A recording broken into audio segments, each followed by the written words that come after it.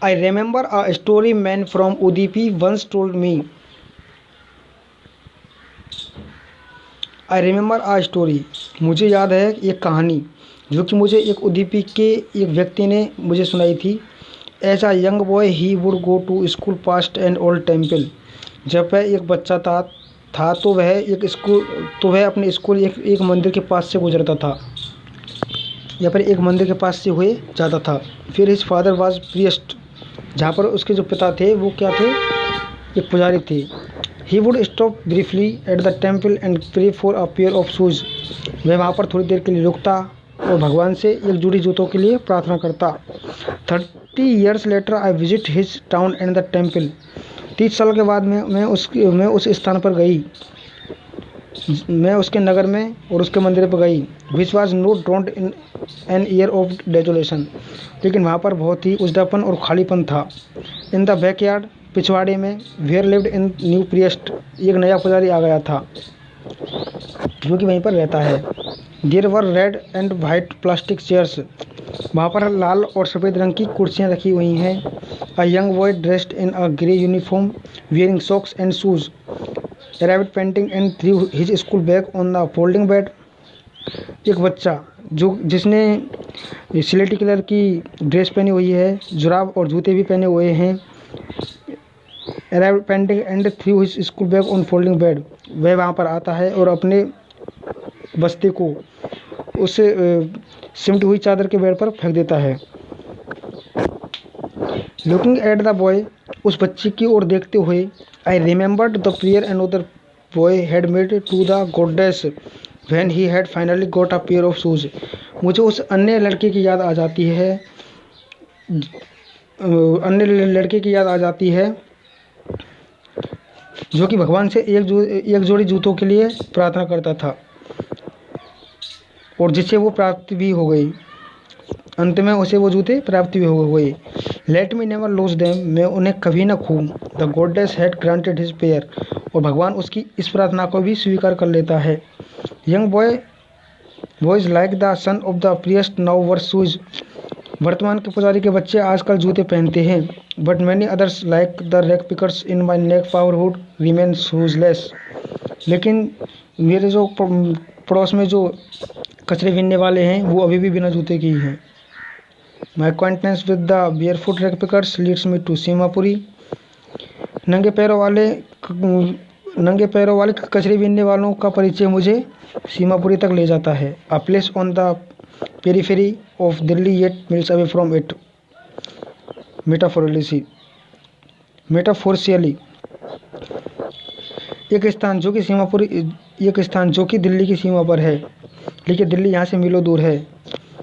मेटाफोरिशियली माने होता है अवैध तरीके से वहाँ रहते हुए जो लोग हैं, जो सरकारी भूमि पर कब्जा किए हुए बैठे हुए हैं। Those who live here are squatters who came from Bangladesh back in 1971, जो कि 1971 में बांग्लादेश से आए थे। Sahib family is among them, Sahib का परिवार भी उनमें से एक है।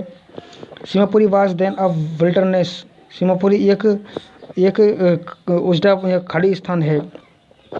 ठीक है। It still it but is no longer empty, लेकिन यह दूर तक खाली नहीं है। In structure of made with roofs of tin and tarpaulin devoid of सेवेगस ड्रेन्स और running water live 10,000 rag pickers. मिट्टी से बने मकानों में जिन पर टीन तिरपालों की छतें हैं, जो गंदे पानी का निकास, जमीन के अंदर ले जाने वाले पाइपों की व्यवस्था और पीने का जो जल है, पीने के जो नल हैं, उनकी पानी की व्यवस्था से रहित हैं। 10,000 कचरा बीनने वाले लोग यहाँ पर रहते हैं। ठीक, इसके बाद में यहाँ तक कंप्लीट हो गया। हाँ, more than 30 years without an identity, without permits, but the ration cards then get their names of voters lists and enable them to buy grain। 30 साल पहले वो यहाँ पर आए हुए थे। 30 साल से वो यहाँ पर रहते हैं बिना किसी पहचान के, बिना किसी पत्र के।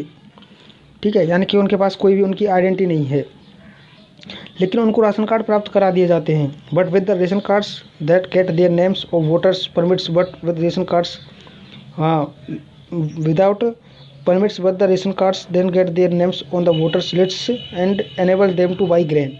लेकिन राशन कार्ड उनके लिए प्राप्त करा दिए जाते हैं जिससे वो वहाँ की मतदाता सूची में जुड़ जाएं और उनको भोजन खरीदने में आसानी मिल जाए। Food is more important for survival than an identity. ठीक है, भोजन जीवन जीने के लिए भोजन एक आवश्यक है बिना किसी पहचान के। If at the end of the day we can feed our families and go to bed without an aching stomach. ठीक है, यानी कि दिन के बीतने से पहले ही हम अपनी फैमिली को, अपने परिवार को भोजन करा सकें और बिना किसी पेट दर्द के हम सो सकें। We would rather live here than in the fields that give us no grain. ठीक है, यानी कि बिना खेतों के ऐसा करना, यानी कि ऐसा होना जिस प्रकार से वो खाना पीना खा करके दिन होने से पहले ही मतलब सो जाते हैं, ऐसा करना उनको उन खेतों से बहुत ही अच्छा है, बहुत ही अच्छा लगता है, इसलिए वो वहाँ पर रहते हैं। ठीक है, यानी कि बिना वो पेट के दर्द के वहाँ पर सो जाते हैं, वो इससे अच्छा है बजाय उन खेतों के जो उन्हें अनाज तक भी नहीं देते। ठीक है, इसके बाद में हम आ गए हैं नेक्स्ट लाइन पर। कहाँ थे? हाँ, say a group of women are tattered saris. ये उन महिलाओं का एक समूह कह रहा है जिन्होंने जो फटी साड़ी पहनी हुई वहाँ पर हैं। When I asked them why they left their beautiful land of green fields and rivers। जब मैंने उनसे यह पूछा कि उन्होंने अपने हरे भरे खेत और वो तालाब वो को क्यों छोड़ दिया, क्यों छोड़ करके वो आ गए। Wherever they find food, वो यहाँ पर भोजन तलाश करने के लिए। They pitch their tents that become transits। लेकिन जहाँ पर उनको भोजन प्राप्त हो जाता है वो वहीं पर ही अपना तंबू गाड़ देते हैं, वो वहीं पर ही अपना and survival and Shivpuri meaning rank speaking. चलो हम यहाँ से दूसरे में फिर से रिपीट करते हैं लाइनों को। देखो, if at the end of the day we can feed our families and go to bed without an aching stomach. ठीक है, यानी कि दिन ढलने से पहले ही उनके लिए भोजन सही टाइम पर प्राप्त हो जाता है, यानी कि वो अपनी फैमिली को यानी कि हम अपनी फैमिली को भोजन करा सकें और बिना पेट के दर्द के वो सो सके। ठीक है, ये तो उस चीज़ से अच्छा है कि we would rather live here than the fields that give us own no grain. उन खेत जो उनके भोजन नहीं देते हैं वो इस सबसे अच्छा है, वहाँ पर रहना उनके लिए उससे अच्छा लगता है जो उनके खेत उनके लिए भोजन भी मतलब वो अनाज भी नहीं देते। Say a group of women are tattered saris when I ask them why they left their beautiful land of green fields in rivers. ठीक है, ये उन औरतों का एक समूह कह रहा है, महिलाओं का समूह कह रहा है जो फटी साड़ी पहन कर के वहाँ पर बैठी हुई हैं। When I ask them why they left their beautiful land. जब मैंने उनसे पूछा कि वो अपने सुंदर घरों को और अपने हरे भरे खेतों को और वो अपने उनका जो रिवर्स थे, उनके जो तालाब थे उनको छोड़ करके क्यों आ गए। Wherever they find food. ठीक है, wherever they find food they pitch their tents that become transits home. अब वो महिलाओं का जो समूह है वो कह रहा है कि जहाँ हमको भोजन प्राप्त हो जाता है हम वहीं पर ही अपना तंबू गाड़ देते हैं। ठीक है, और children grow up in them becoming partners in survival. और जो बच्चे हैं वो वहीं पर ही बड़े हो जाते हैं और अपना जीवन जीने के लिए समर्थ हो जाते हैं। And survival and Shivpuri means rank picking through the years. It has acquired the proportions of a fine art. Garbage to them is gold. It is their daily bread, a roof over their heads, even if it has leaking roof. But for a child, it is even more. इसके बाद में है हमारी जो इन लाइनों का हम भावार्थ वो अनुवाद करेंगे। और जो सीमापुरी में जो कचरा जिंदा रहने का मायना है ये कचरा बीनना। वर्षों की अवधि में कचरा बीनना एक ललित कला का कलेवर ग्रहण कर चुका है। कचरा उन लोगों के लिए एक सोने के समान है। ठीक है, यानी कि कचरे से ही कचरा जो वो बीनते हैं और उस कचरे को बेच देते हैं, तो इसी से उनकी रोजी रोटी चलती है, उनको भोजन प्राप्त होता है। ठीक है, उनके सिरों पर एक छत, फिर यह टपकने वाली छत ही क्यों ना हो, लेकिन एक बच्चे के लिए यह इससे भी कुछ अधिक होता है।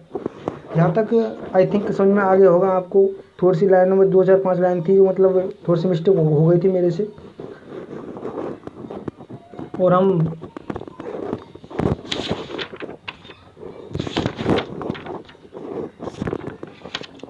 ये हमारे यहाँ तक का पार्ट 2 है। ठीक है, और मैं उम्मीद करता हूँ कि अगर